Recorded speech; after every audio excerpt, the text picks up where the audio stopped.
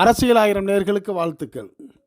அடுத்த வீட்டு பிள்ளையை ஆற்றுல இறக்கி ஆழம் பார்க்குற வேலையை சீமான் தொடர்ந்து பண்ணிக்கிட்டு இருக்கிறாரு. பாதிக்கப்படுறது யார் இறங்குனாங்களோ அவங்க தான். இவருக்கு எந்த பாதிப்பும் இல்லை. இவருக்கு வர வேண்டியதெல்லாம் சரியாக வந்துக்கிட்டு தான் இருக்குது. அவர் வாழ்க்கையும் வளமாக தான் இருக்குன்னு சொல்லி நாம் தமிழர் கட்சியிலேருந்து விலகின சில முக்கிய நபர்கள் முணுமுணுத்து பேச ஆரம்பிக்கிறாங்க. இந்த பேச்சுக்கு காரணம் ஈரோடு இடைத்தேர்தலுக்கு ஒரு வேட்பாளரை சீமான் அறிவித்த நிலையில் இந்த பேச்சு பலமாக பேசப்படுது. நிச்சயமாக தோற்றுருவோன்னு தெரிஞ்சும் தன் கை காசு செலவழித்து இப்படி தோல்விக்கு முன் வர்ற சிலரும் இருக்கத்தான் செய்கிறாங்க. ஆனால் இதில் எந்த விதமான ஒரு துளி நஷ்டம் கூட சீமானுக்கு கிடையாதுன்னு பேசுகிறாங்க. இன்னொரு பக்கம் சீமானுடைய அரசியல் பிழைப்பை கபலீகரம் செய்கிறதுக்கு விஜய் வந்ததுனால தான் விஜய் மேலே கடும் கோபமாயிட்டார் சீமான். விஜய் மேலே இருக்கிற கோபத்தை அவர்கிட்ட நேராக காட்டாமல் பெரியாரை எதிர்க்கிறதா பேசி வர்றாரு. பெரியாரை எதிர்க்கிறதுனால பெரியாரை பிடிக்காத பாஜக ஆர்எஸ்எஸ் சீமானுக்கு இப்போ நல்லா சாவி கொடுக்க ஆரம்பிச்சிட்டாங்க. சாவி மட்டும்தான் கொடுக்குறாங்களா, வேறு எதுவும் கொடுக்குறாங்களா அப்படிங்கிற பலதரப்பு பேச்சுக்களும் இப்போ அடிபட ஆரம்பிச்சிருச்சு. இதை பற்றிய சில நிமிட செய்திகளை நீங்கள் கடைசி வரைக்கும் கவனமாக கேட்டு உங்களுடைய கருத்துக்களையும் நீங்கள் கமெண்ட் செக்ஷனில் கமெண்ட்ஸ் பண்ணுங்கள். இப்போ நம்ம அந்த வீடியோக்குள்ளே போவோம். தமிழக அரசியலில் இப்போ உள்ள சூழல் சூரியனுக்கே பிரகாசமாக இருக்குது அப்படிங்கிறது தான் உண்மையான நிஜம்னு மூத்த பத்திரிகையாளரும் அரசியல் நோக்கர்களும் இதை கருத்துக்களாக தெரிவித்து வர்றாங்க. காரணம், அரசியலில் நிலவும் தற்கால நிலவரம் என்னென்றால் உடைப்பு இல்லாத கட்சிக்கோப்பு, உருக்குலையாத வலுவான கூட்டணி, சிறுபான்மை மக்களுடைய சாஸ்வத ஆதரவு, இவற்றோடு தமிழ் புதல்வன் திட்டத்தின் கீழே கல்லூரி மாணவர்களுக்கும் புதுமை பெண் திட்டத்தின் கீழே கல்லூரி மாணவியருக்கும் மாதம் 1000 ரூபாய் வழங்குகிற திட்டம் போன்றது புதுமுக வாக்காளர்களை திமுக பக்கம் ஈர்த்து இருக்குது. கூடவே பெண்களுக்கு மாதம் 1000 வழங்குகிற மகளிர் உரிமை தொகை திட்டம் பெண்களுக்கு திமுக பக்கம் அவருடைய ஆதரவை பெருக்கி இருக்குது.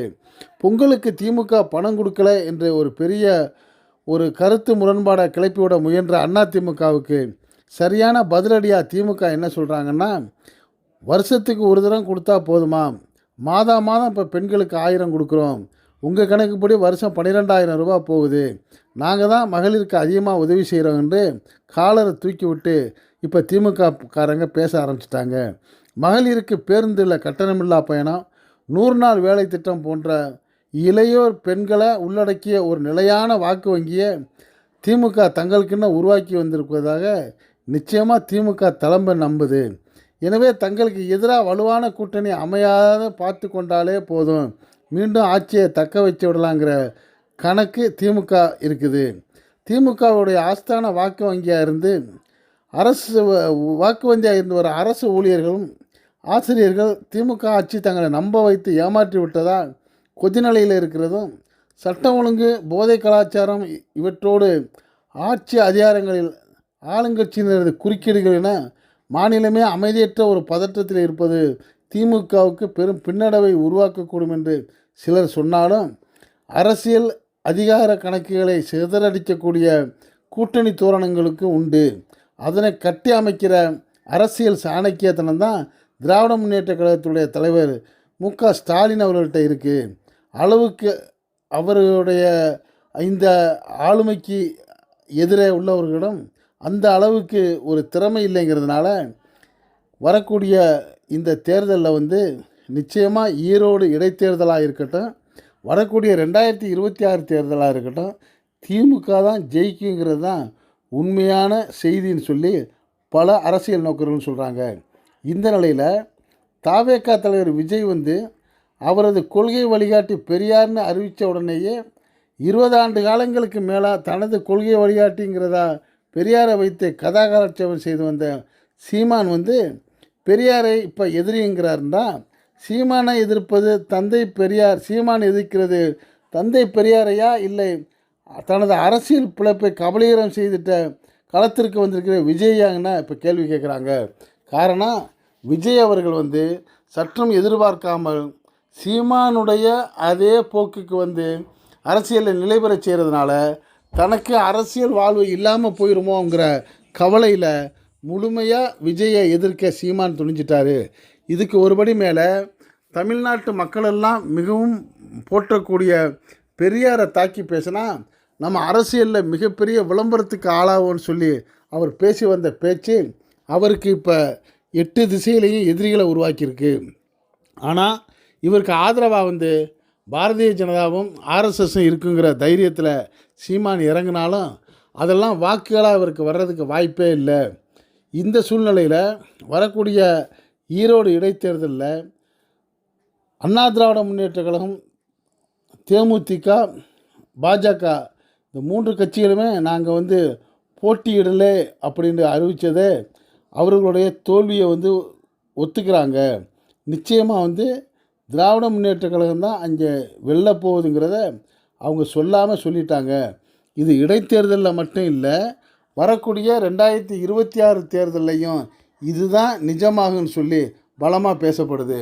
இப்படிப்பட்ட நிலையில் சீமான் அவர்களுடைய இந்த அரசியல் போகிற போக்கு எல்லாமே சீமான் என்ற தனி மனுஷனுக்கு எந்த வகையிலையும் பாதிப்பு இல்லை.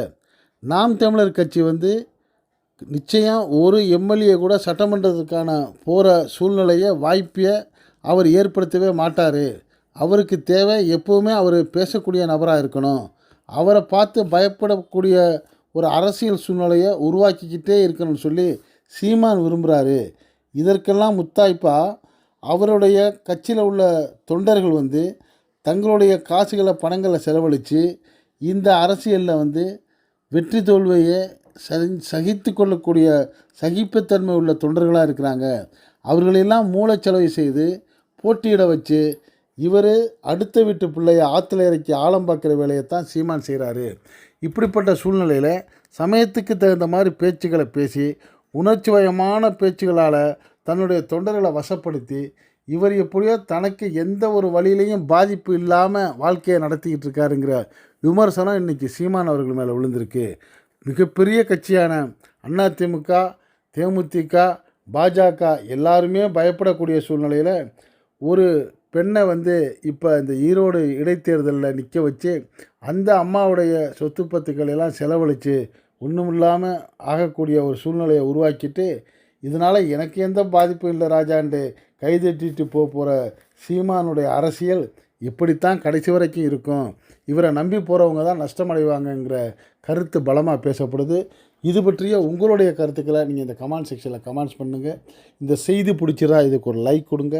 இதே போன்ற அரசியல் நிகழ்வுகள் எந்த பக்கமும் சார்பு இல்லாமல் நடுநிலையாக உள்ளது உள்ளபடி உங்களுக்கு நாட்டில் 4 பக்கம் நடக்கக்கூடிய செய்தியை உங்கள் வீட்டுக்குள்ளே 4 சுவர்களுக்குள்ளே கொண்டு சேர்க்கக்கூடிய நம்ம அரசியல் 1000 சேனலுக்கு இதுவரை சப்ஸ்கிரைப் பண்ணாதவங்க சப்ஸ்கிரைப் பண்ணுங்கள். மறக்காமல் பக்கத்தில் இருக்க பெல் ஐக்கானை கிளிக் பண்ணுங்கள். அப்போ தான் நம்ம போடக்கூடிய ஒவ்வொரு செய்தியும் உங்களுக்கு நோட்டிஃபிகேஷன் காட்டும். நீங்கள் விரும்பியதை பார்க்கலாம். என்றும் இணைந்திருப்போம். நன்றி, வாழ்த்துக்கள்.